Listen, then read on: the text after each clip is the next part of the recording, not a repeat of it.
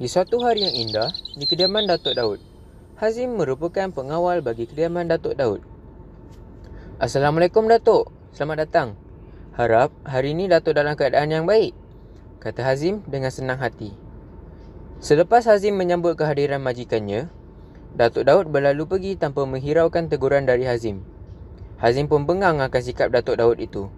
Ish, belagak betul lah majikan aku ni. Kalau kaya harta tapi tak kaya adab buat apa? Sakit pula hati aku ni, kata Hazim dengan keadaan yang marah.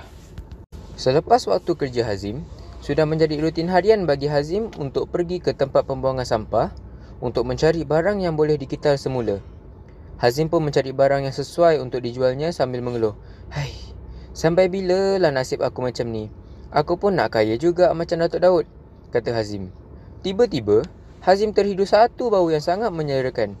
Hazim pun mula mencari mana datangnya bau tersebut. Akhirnya, Hazim dapat menemukan sebungkus plastik hitam yang berada di sebelah tong sampah dan Hazim percaya bahawa bau tersebut datang darinya.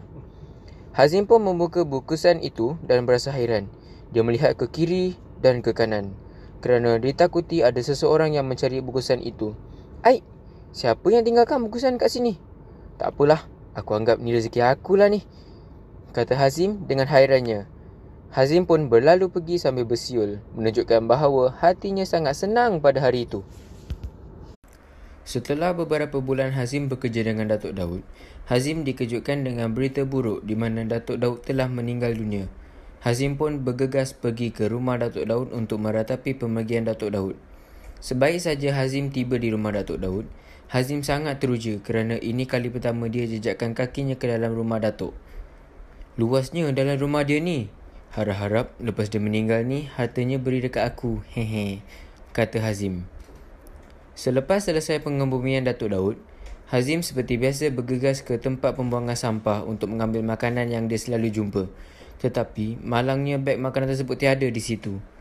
Hazim melihat ke kiri dan ke kanannya untuk mencari siapa yang ambil makanan tersebut. Dia melihat kembali ke tempat tersebut dengan harapan mata dia terlepas pandang.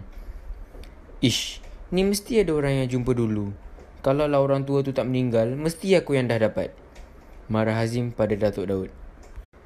Selepas beberapa hari Datuk Daud meninggal, Hazim seperti biasa pergi ke tempat pembuangan sampah untuk mengambil makanan di sana. Dia hairan, makanan tersebut tiada lagi sejak kebelakangan ini.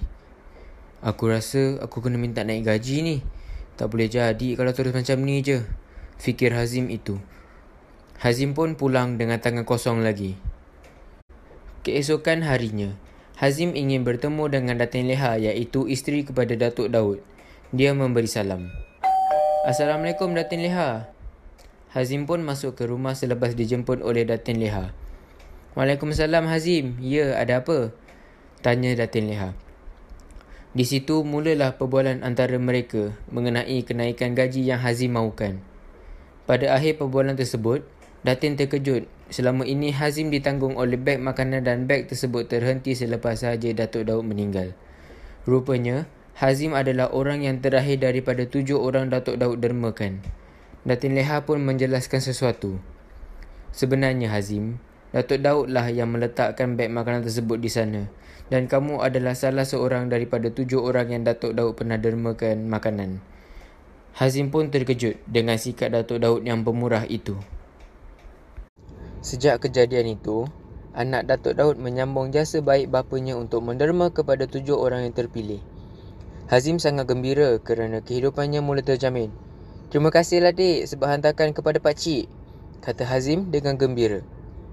Anak Datuk Daud berlalu tanpa menghiraukan ucapan terima kasih daripada Hazim.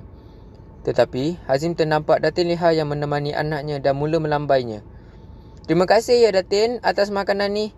Saya sudah cakap pada anak Datin tapi dia tidak menghiraukannya, kata Hazim dengan nada yang tinggi. Oh, sama-sama Hazim. Sebenarnya, anak saya pekak sama macam arwah suami saya. Saya minta maaf kerana tidak memberitahu awak awal-awal, kata Datin Leha. Hazim berasa amat terkejut akan pemberitahuan Datin Leha. Hazim berasa kesal akan semua tanggapan negatif yang telah dia berikan kepada Datuk Daud dan